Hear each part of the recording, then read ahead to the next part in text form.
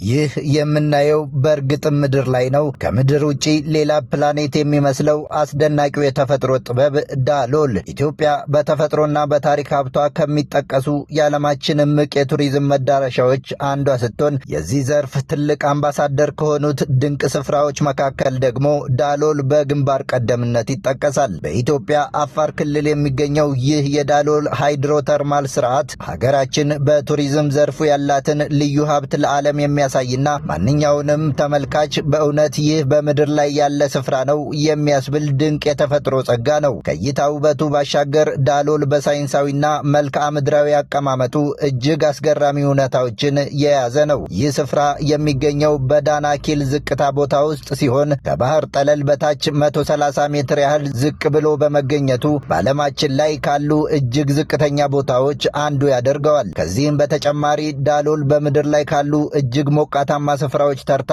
የሚመደብ ሲሆን የሙቀት መጠኑም በቀን ውስጥ በአማካይ ከ34 እስከ 45 ዲግሪ ሴንቲግሬድ እና ከዚያም በላይ ይደርሳል። በስፍራው ጎልተው የሚታዩትና የጎበኙትን ሁሉ የሚያስማሙት ደማቅ የቢጫ፣ የአረንጓዴ፣ የብርቱካናማና የነጭ ሕያው ቀለሞች እንዲሁ በዘፈቀደ የተፈጠሩ አይደሉም። እነዚህ ማራኪ ቀለማት የሰልፈር፣ የብረት ኦክሳይድ፣ የጨውና እጅግ አሲዳማ የሆኑ የሙቀት ምንጮች ኬሚካላዊ ውህደት ውጤቶች ናቸው። በሚፍለቀለቁት የሙቀት ምንጮችና በሚደንቁት የማዕድን ክሪስታሎች የተሸፈነው ይህ ቦታ የኢትዮጵያን የቱሪዝም ሳቢነት ወደ አዲስ ከፍታ ያሸጋግራል። ይህ ልዩ አካባቢ ባለው እጅግ ከፍተኛ ሙቀት፣ አሲዳማነትና የጨው ክምችት የተነሳ ምንም አይነት የሕይወት ዘር የማይኖርበት አካባቢ በመሆኑ ስፍራው በእርግጥም ከምድር ውጭ ያለች ሌላ ፕላኔትን ምስል በአእምሯችን ይስላል።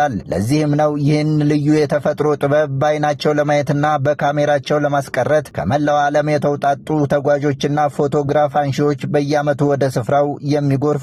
የዳሎልን አስደናቂ ገጽታ በአካል የተመለከተ ማንኛውም ሰው የተፈጥሮን ድንቅ የፈጠራ ጥበብ እያደነቀ ማለፉ አይቀሬ ነው።